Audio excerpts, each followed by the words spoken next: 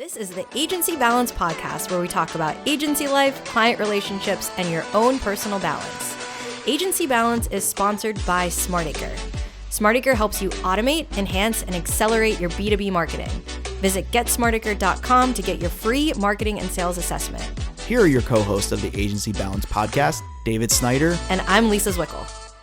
Welcome to the Agency Balance Podcast. I'm your co-host, Lisa Zwikl, and today I'm very excited to have Natalie Kelly with me as our guest. In her role as a senior director at SmartAcre, she lives agency balance every day in her work with our clients and our teams. And I'll let her tell you a little bit more about herself, but she has a strong focus on people. And today we're going to talk more about how to put your team first in a service business. So in brainstorming about this episode, there was only one person that kept coming to mind, and it was the Natalie Kelly. So Natalie, can you introduce yourself to our listeners? Sure. Thank you, Lisa. I am an agency leader intentionally focused on developing people, cultures, and strategic brands. I started out actually on the client side in the financial and nonprofit world, and then happened to join an agency about 14 years ago, and I haven't looked back since. Awesome. I am sure I'm going to learn a few things about you today too, Natalie, which I'm so excited about. For those listening, not only is Natalie my colleague, but she's also one of my friends. So I'm really looking forward to talking about balance in a different way. So before we dig into all of that good stuff about lessons learned throughout your career and leading through ups and downs, I wanted to give our listeners some context about our work together so far at SmartAcre, because you and I know leading through change. That's the truth. When you started at SmartAcre just over 2 years ago at this point, I personally was in the middle of a pretty big change. I was about to step away to have my second baby, which came pretty darn close to my first one. So it was a lot of change happening all at once.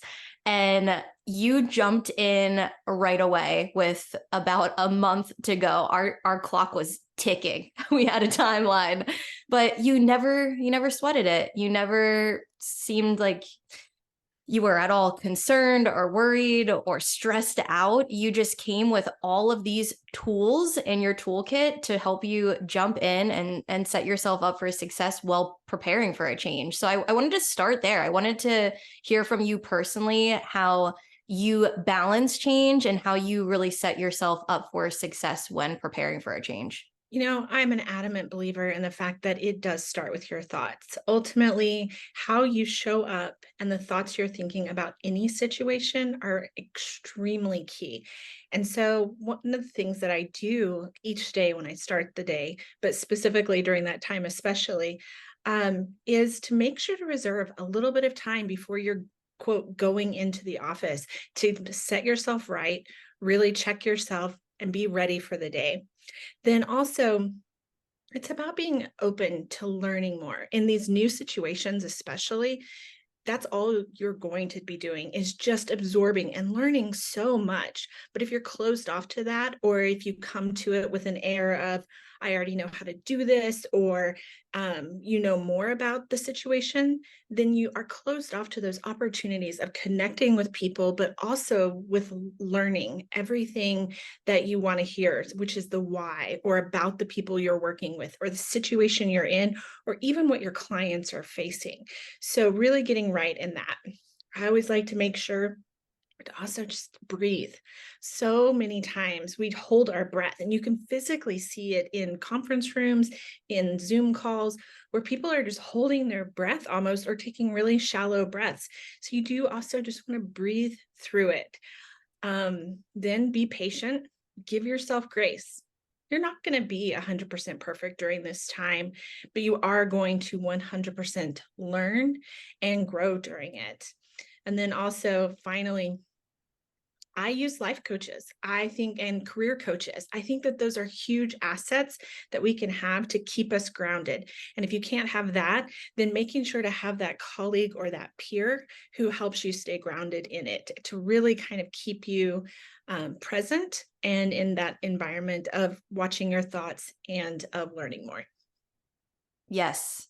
Very well said. And I just took a deep breath, which was very refreshing. Great points. One of the next big changes we navigated together was during the time period of what many call the Great Resignation. We felt that as an agency and as a small agency, that was particularly hard on us for a few different reasons. As a leader, one of the things for me was just taking it a little bit personally because we do pride ourselves on the lack of turnover that we have. We have a very strong culture of caring. We put our team first, but inevitably there are some external factors that cause people to move on in their careers, which is great. We also support that for our team. We want to make sure that they're having the opportunities to spread their wings and fly, but it can be quite challenging when you're feeling like you're up against a wall a little bit. So that was quite the learning experience for us and something that we navigated together. Tell me a little bit more about how you really focus on building a strong culture, being there for team members during a time of change, and helping them take those deep breaths, seize those opportunities, and reframe their mindset so they're coming from a place of positivity. Yeah. So I do think it first starts with letting go of that sense of control because things are going to change. Change is constant. And so letting go of that sense of control so that you can be a little bit more flexible, a little bit more malleable during that time. Be open to the idea, when people are leaving, it does generally mean that somebody different's going to come into their place. And so having trust in that is really important. But then also I say, look at the forest and the trees. So one, you've got the forest, and we are looking at truly how culture impacts our goals and it impacts who we are, maintaining that sense of overall look, but then going into their employees, they're humans on the other side of that. They make up this culture, and each of them need your attention in those times of change, in those times of resignations, those types of things. So making sure that you're balancing those items. Another one, and I firmly believe in this, is to utilize your own self-awareness, because sometimes you are going to feel frustrated. You are going to feel that you're not at your best to be able to make a decision that day. Having self-awareness and really gut checking yourself on those in that time right before you're coming into the work, know your limits and your bounds. So then you're building a team that's helped support the culture with you too. In those times when you may be weak, someone else is exhibiting strength at that time, and let them have that. Yes, that's so true. I I get a lot of my inspiration from running on the treadmill, and I think I've even shared this with you, but I was doing this workout with a Olympian athlete, and he was telling his personal story about how when he started running training together, he was feeling very frustrated because every day he wanted to be the best. He wanted to be the leader of the pack. And it wasn't until he realized that this is the whole point of training together. You get to have days that you can be weak and you can be in the back, but you're still going. You still have someone that's motivating you and can help encourage you and help you even go out for that run on a day that you're feeling like, I'm not going to do this today. And that's such an important point of maintaining that balance between a team and recognizing that, especially in an agency setting where you have a lot of really high achievers, that it's totally fine to encourage your team to let someone else shine. We have your back in this situation. We've got you. We're better together. Well, and using that running story, I mean, just think about how your view changes when you're not the one leading the pack. Because if you were always leading the pack, your view's pretty constant, and you're only seeing one perspective. But if you can drop back a little bit, let some other people gain that momentum, then truly you get a different view. You get to learn more, and you get to kind of check your pulse around the people that you're with. So I love that analogy, but I also just really love that perspective when you're applying it to running. Yeah. And for those of you that don't know, Natalie is the queen of analogies in explaining anything to clients or a team or just Just whatever you need. She always has the perfect way of framing it up. I'm sure you'll hear more of them throughout this podcast. But if you ever need a really simplified way of explaining something, find Natalie on LinkedIn. She'll help you boil it down into a really simple analogy for you. Thank you.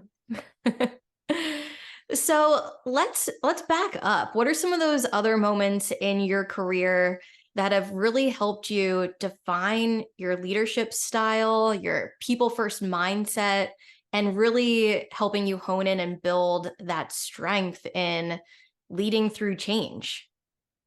Yes. Oh, well, in my career, honestly, employee satisfaction started really selfishly. I wanted to work at a place that I wanted to work at. I knew I would be putting in a lot of hours and I wanted to have some fun in it. I watched my parents grow up in organizations that it was just the grind every day. And I knew that that just wasn't something I was focused on or that I wanted. Well, that then morphed into I wanted to work with people who enjoyed what they did, for who they did, with leaders who were focused more on their team than I think we had experienced previously. And I'm very fortunate that I have worked for some of the best, truly. Um, but then where culture and my career really took a shift was I worked at the first agency I worked at. We worked with financial institutions, namely credit unions, and they allowed us to really dive a little bit deeper into marketing, giving us a little bit more carte blanche. And so whenever I would add culture things to my marketing strategies and plans, I noticed that there was a growth in revenue from each of those campaigns. Every time that we could get the employees first excited about it, about the marketing that we were doing, about the events that we were doing to support their culture, then we would exponentially start to see those ticks going up and up for revenue. So that's where it kind of really brought it in for me. Well, about that time, because I do believe that marketing and culture go naturally together. And when paired together, they can truly amplify. About that time, I found Simon Sinek, and I remember a quote that I read in 2016. And he said, customers will never love a company until employees love it first. And it was like he was speaking my language. That is firmly and very concisely what I believed. And then a few more quotes that came out. The one specifically was happy employees ensure happy customers, and happy customers ensure happy shareholders, in that order. And so really being able to draw it into that focus of the culture and employees first, I knew that you could amplify the product itself. So that's kind of how I started pairing marketing with culture. But then eventually, and looking back on my career, one of the main themes that I've seen through hard times like mergers and acquisitions, full leadership teams leaving, mass exodus of employees similar to the Great Resignation, is that culture and employee satisfaction is what gets organizations through the good, through the bad. It elevates the good, and then it makes the bad or hard tolerable and even doable. So for me, it's the constant. And those are some of the things that have really contributed to my leadership style, as well as those strengths through change. It makes perfect sense. And part of the reason I wanted to talk about this as a service business is because our people are our product. And it's so important for, I mean, for all organizations, but especially for anyone in a service industry to really to get that. If you're just focused on the bottom line and profitability, and even the first agency I worked at, it was a bit churn and burn. That was a little bit of their business model, and it was a great experience. I don't look back with any negativity on it, but I did definitely take some learnings away from that. As then a future role, I want to change that, because the more that you invest in your product, your people, you care for them, you build that out, the more that you're going to have those happy clients and ultimately drive the results that you want to get, because you can't fake passion. No matter what, you cannot fake passion. Yeah. And truly, I think it can be clients want to work with teams who enjoy each other, with teams who work well together. That it's almost as if that culture and that happiness begets the client satisfaction and success. So whenever you do have a kind of like I talked about at the before, that flow, then it does create an environment where good results come to play. Truly, everyone can come together in that collaborative space and feel respected and trusted, but then also appreciated. Because at the end of the day, ultimately, I do believe that that is what we are looking for as humans. Agree. So throughout your experience, have there been any tactics that you as a leader, or you as a manager, you as even just as a colleague that you really look to implement to make sure that your team feels very supported, they feel engaged? What are some of your favorite tools in that regard? Yeah. So, first, giving people an option to be heard. A lot of times, what we've seen in failed cultures or organizations is that it truly was someone just leading from the top and pulling the employees with them. And instead, the more successful ones are the ones where employees are engaged and they're providing feedback. You hire smart people, use their brains as well to solve problems. You don't have to solve everything. And so that is for me, I think that that's one of the number one things. Then also allowing people to be in the space that they're in. If you hired someone, for example, to be in HR, let them be in HR and do that job. That let them shine, if you will, in that space. So I do think that's really, really key. Also, and something that I've really learned at SmartAcre, and it has changed, I think, a lot of how I do things personally and professionally, is one, to have an organized system. So truly making sure that your process is down and that you have that identified, but then taking that process and adding in active listening, whether that's to your clients, to your employees, to your leadership team, whatever you need to mix those two can truly elevate anything that you're doing, and also makes everything a lot easier.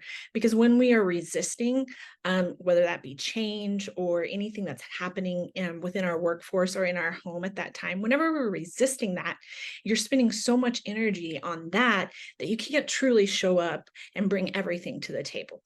So I want to ask you a little bit more about how you keep that optimistic mindset, that opportunistic mindset, and how you also help your team understand that it's great, but it's easier to say than to do. I know that it requires a ton of action and caring and even a continued focus on it, because sometimes when change occurs, whether it's a merger and acquisition or a leadership change, or even sometimes employees leaving, people can get behind it pretty quickly and feel excited. And then when a month goes by or 2 months go by and it's not really aligned to their expectations, perhaps, or there's a lot of work on the table to get done, sometimes that reality of maintaining that positive mindset can be challenging. And as leaders, sometimes we don't always recognize that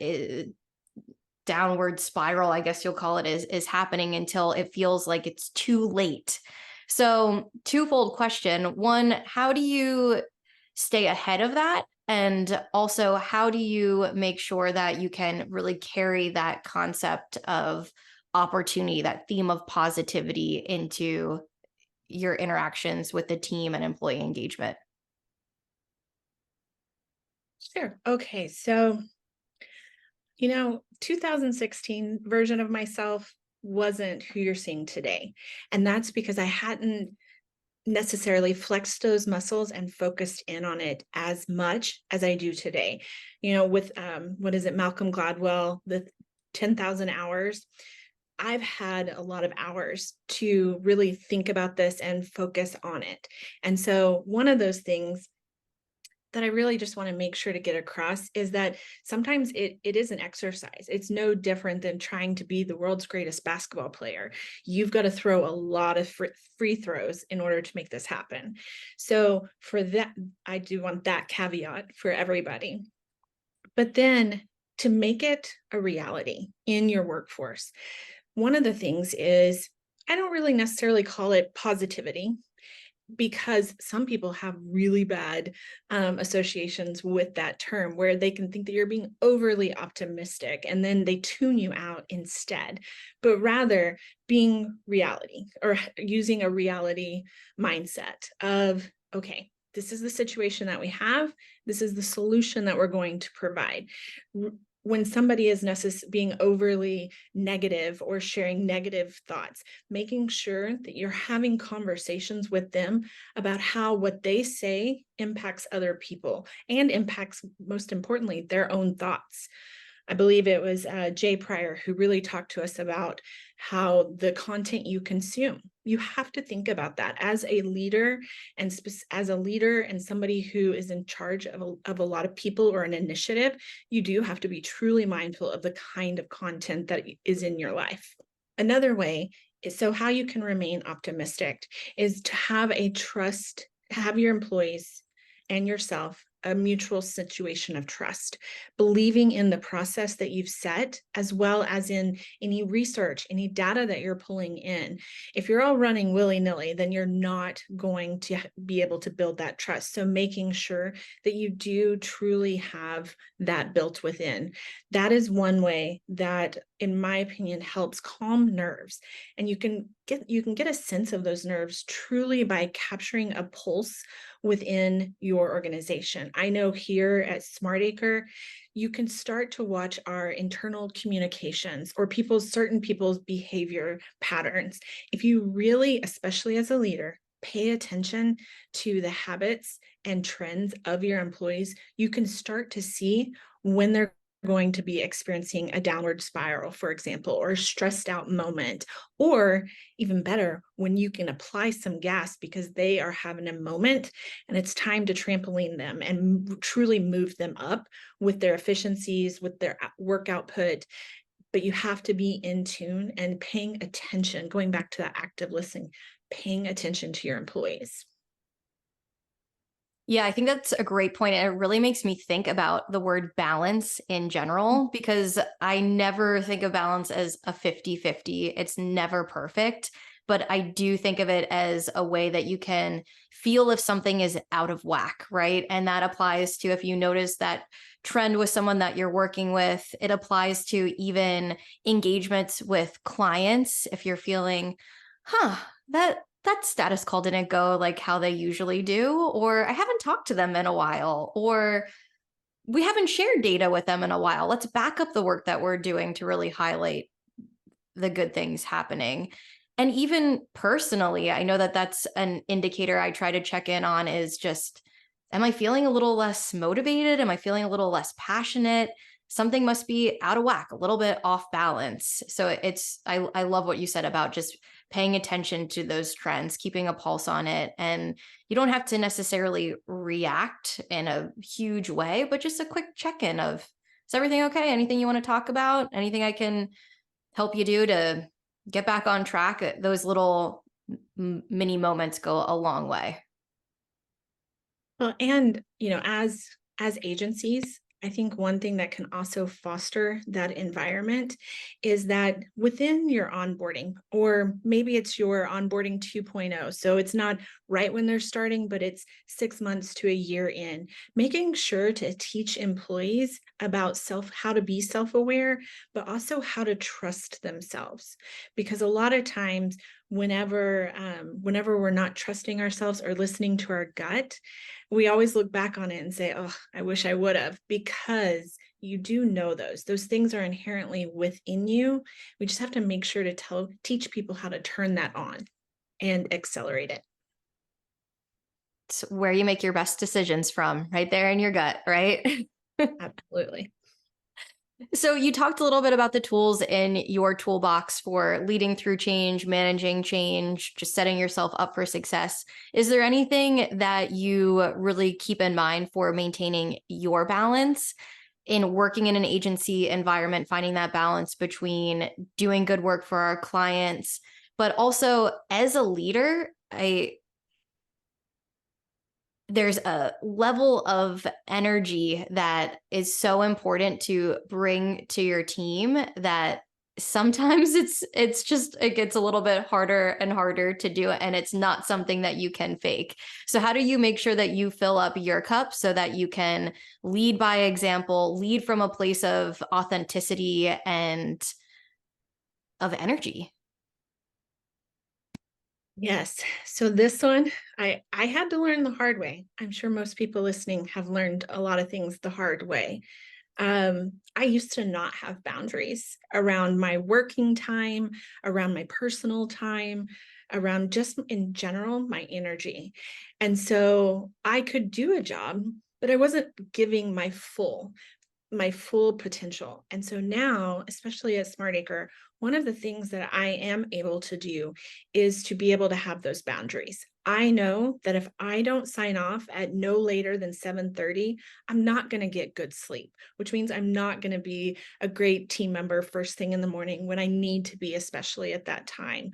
I also make sure I remember I used to work long weekends, honestly, and now I truly save those weekends for my own personal time, even if I'm doing nothing but watching my favorite episode of Ted Lasso or something of that nature.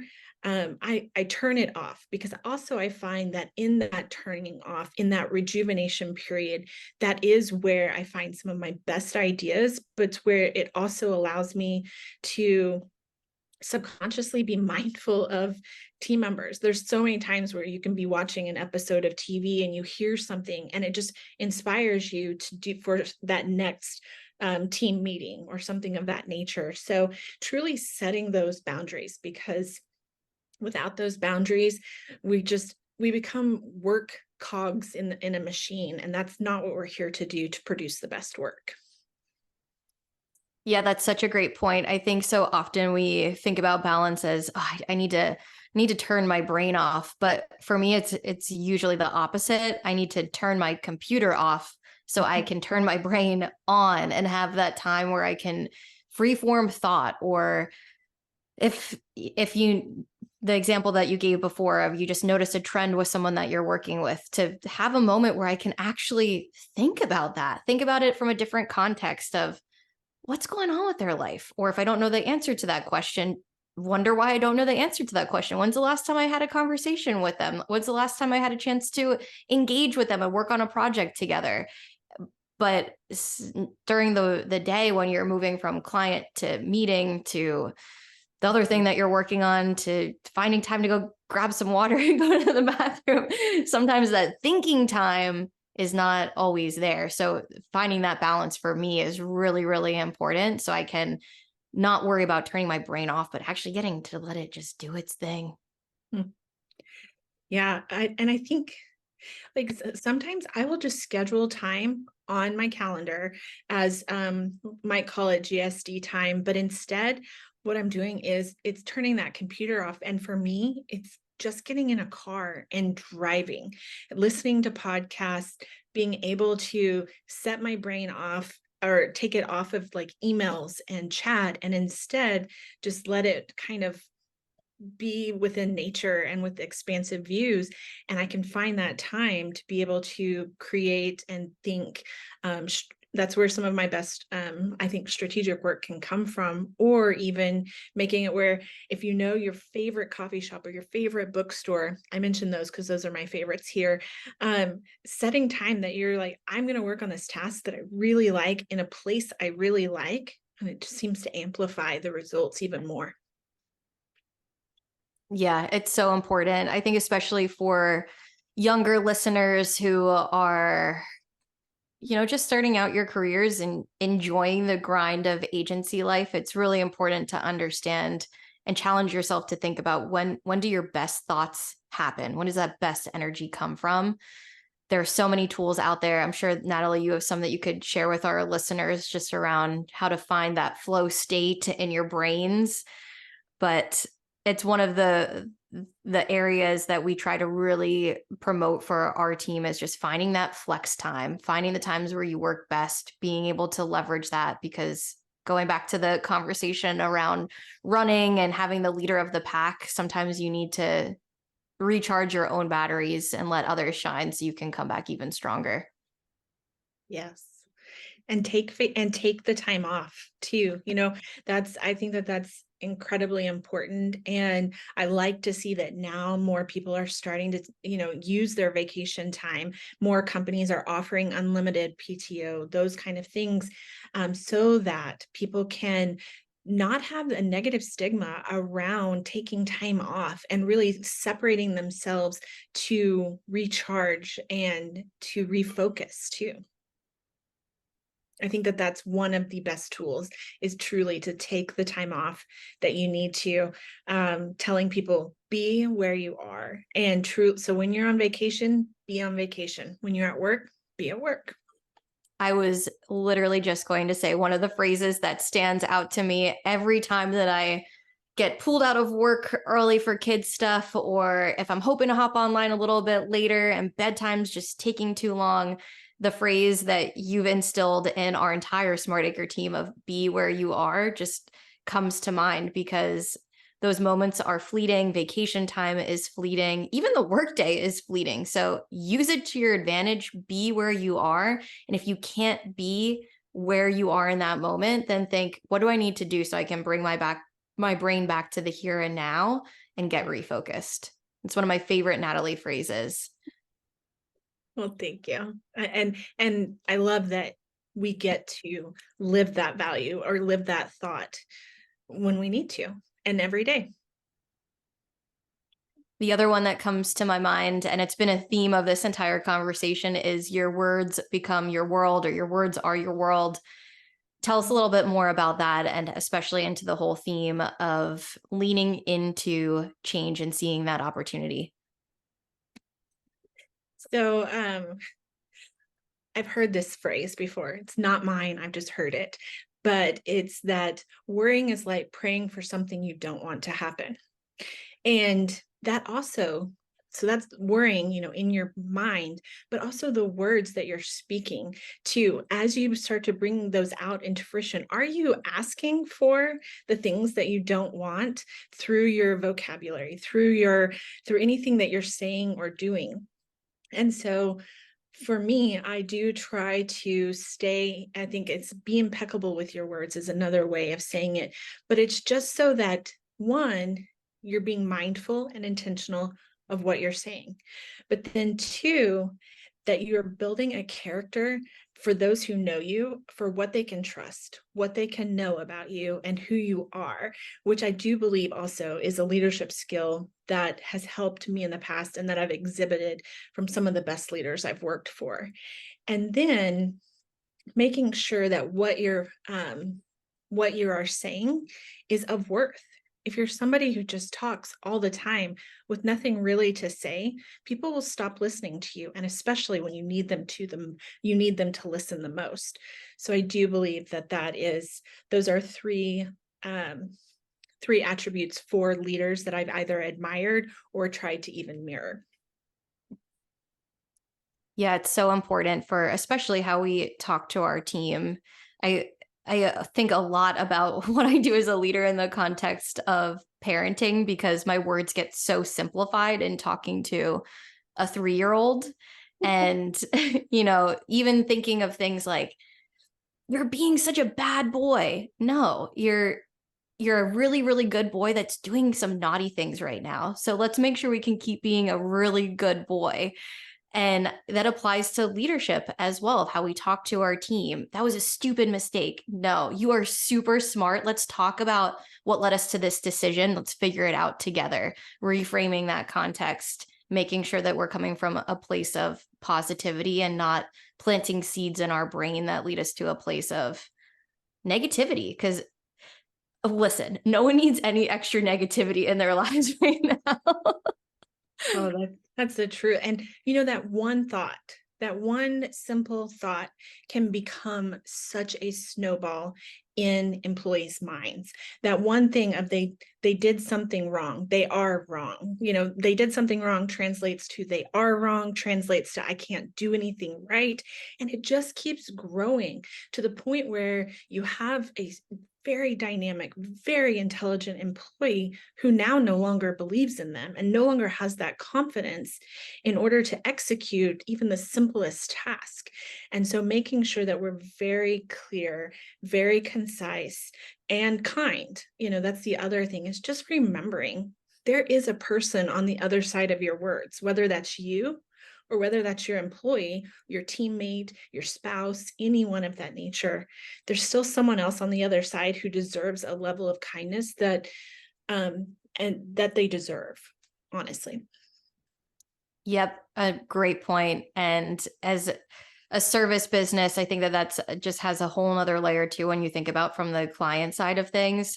I do have had conversations with team members just reminding them, listen, I know this is a big meeting, but it's just another person. So let's think about how a way that we can frame this up that's conversational, that you get to showcase all the work that went behind this. Make sure that they understand your perspective and your thoughts, but also from the service side of things, it's totally acceptable too in conversations where someone is not so kind to find that boundary, to draw a line in the sand and say, hey, listen, this is a person that you're talking to. We know we're here doing work for you, but we're still human. So let's not be rude to each other. Come on, let's just have an adult conversation. Oh, yes. And I think that is just also really important, because if we are treating our clients with kindness and also staying curious about why did that person say blow up or have a moment that is not typical for them, why are they having that moment, and extending some grace too, but then having the very frank conversation if it continues or if it needs to be addressed of what's going on, because sometimes we all just need to be reminded of, oh, you did something that was maybe out of the ordinary or unnecessary. So Yeah, in my time in agency life, I've had to develop a thick skin, and it's not necessarily a thick skin to avoid feeling hurt in situations like that, but it's just like you said, reframing that context, understanding someone's taking this out on me because I'm really close to it, and they probably have someone taking something else out on them. So let's just learn a little bit more about that so we can all understand where each other is coming from and find a good answer, find a way to move things forward. And if you let clients know that they are supported and you have their back, they're going to feel that. They are going to feel that and understand that you care about them, and opportunities, right? Leading through change. I've learned that when you have those tough moments where you have those sometimes not so perfect meetings, it only makes the relationship stronger if you can approach it from a place of caring. mhm. Yes. And I think even starting the relationship with that expectation, I love it when I can see that is exhibited even in the sales process, where it's set that, we're going to be supportive of you. This is who we are. And, in that sales process, you're teaching them, you're telling them who you are and teaching them how to treat you. And then even going into the onboarding and in the delivery, accepting when a mistake happens, but also celebrating when a win happens too. So that way you're really feeling like you're a part of their team. Again, using your words, listening well, and watching for those trends, they'll always come into a situation where you can use those. And I do think that clients, even, they give you more information when you are there to listen. And I think that it can truly help to support, we're talking about agency culture, but it's also the culture of the relationship between the agency and their clients too. So whenever that can just continue to transfer through the process, it just it creates that trust and that known, you know what to expect. So our listeners had a chance to hear more about your background, your experience, the tools in your toolkit. even some great analogies and phrases that they can keep with them. Is there anything else that you want to make sure you have a moment to share while you're in your debut on the Agency Balance podcast? Oh gosh. I think sometimes I think of this more as, okay, if I was going to tell my younger self something, or if I was going to tell other agency team members something, is what I've seen a lot in team members is they can be comparing themselves to, say, somebody who's been there 5 years longer, or somebody who has 10 years more experience. And I do see that that can sometimes deteriorate on a culture whenever too many employees are doing that. So I think also reminding yourself as well as the team that we are all here for a reason. You were hired to be you, not to be some clone of somebody who's been here for 5 years, not to be as experienced as a person who's been in the industry for 10. Because if you're always trying to chase those things, then you will not shine your brightest, and you will not give the agency and your clients who you are, which is pretty special. I mean, that's why that person was selected. It's not like we're doing a batch hire and checking some boxes and saying, okay, Amazon, send me these 5 employees. It's not what you're doing at all. You're investing and you're spending a lot of time with these people. So just a reminder of that. Be who you are and who you are meant to be at this agency. And that will reap benefits for both the client and for the agency and for the employee.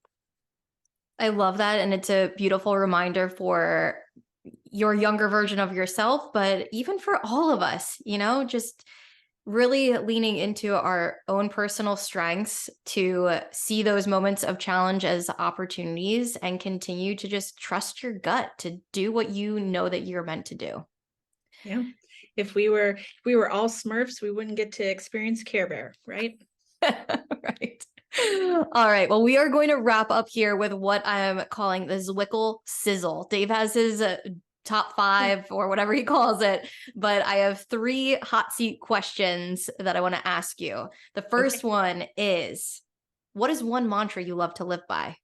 Yep. What you focus on gets bigger. That's truly, I believe it in all fashions, and that can be positive or negative. So making sure whatever you're focusing on, it is going to expand. So what do you want to expand? Love it. If you had a personal board of directors, who is one person that would be on it? Oh, that one is a hard one. I know a lot of amazing people. The first person who comes to mind, Mickey Lara. She is somebody who I worked for previously. You can look her up on LinkedIn. She is a friend. She is she's been my coach before. She is definitely a mentor, and she is just somebody who it's magnificent because she can ask you a question. And it's just a question, but it can change your entire perspective. I used to say whenever we worked together that somebody would start a conversation with her and they would be so mad. And by the end of it, she would have them thanking themselves for having that feeling. And also they would have gotten to a solution and there would be no sign of anger, but she just knows how to ask the right questions. And I think if I was having a board of directors, I'd want someone who could ask the right questions. +1 to that. She is a magical human for sure. We both love listening to podcasts. You've shared many with me that have become on my favorites list. So let's share some podcast love. What is one podcast or even specific episode that you've really, really valued? Oh, it's like asking me to pick my favorite child. I do love some podcasts, but I would say here, Craig Groeschel's leadership podcast is one that I listen to regularly, and I find value in every single episode. And more specifically, he has an episode with Sent Marshall, who is the CEO of the Dallas Mavericks. It's really resonating with me right now. Her approach to leadership and culture is beyond inspiring. It's actionable, it's empowering, and honestly, I just want to grow up and be like her. It's pretty amazing. So that's the episode I check out. Love it. I'm going to be checking that out. And I have one final bonus question because you mentioned it during our conversation so far. So Ted Lasso, favorite Yes. scene. What's one thing that comes to mind? I know you love so many things about that show, and as leaders, everyone should watch it. There's so many wonderful nuggets, but one thing, one favorite part. Yep. I mean, I love all of them, but I will say you can see here, I have this little goldfish picture. And truly, I think it's in the first season. I think it's actually the first episode where he tells his players to be a goldfish, and tells Sam very specifically, and to not dwell on a mistake made, just think about it for 10 seconds and move forward. Because to me, that was what took the show from just a comedy to being okay, you can see that this is going to be inspiring. This is going to be more than just a show I watch. It's going to be something where I learn. Awesome. Awesome. Well, thank you so much for your time today, Natalie. The world needs more of you. And I'm so glad that everyone will get to enjoy this 45 minutes-ish of time. Thank you so much for sharing your story, your thoughts, your insights. But if anyone wants to reach out to you or find you, what's the best way for our listeners to connect? Yes, on LinkedIn, NDG Kelly, and find me there, or you can find me at SmartAcre. Awesome. Thank you so much for your time. This was really fun. Let's do it again. It was. Thank you so much for having me. I really enjoyed this. Subscribe to the podcast at agencybalance.com, Apple, YouTube, or Spotify.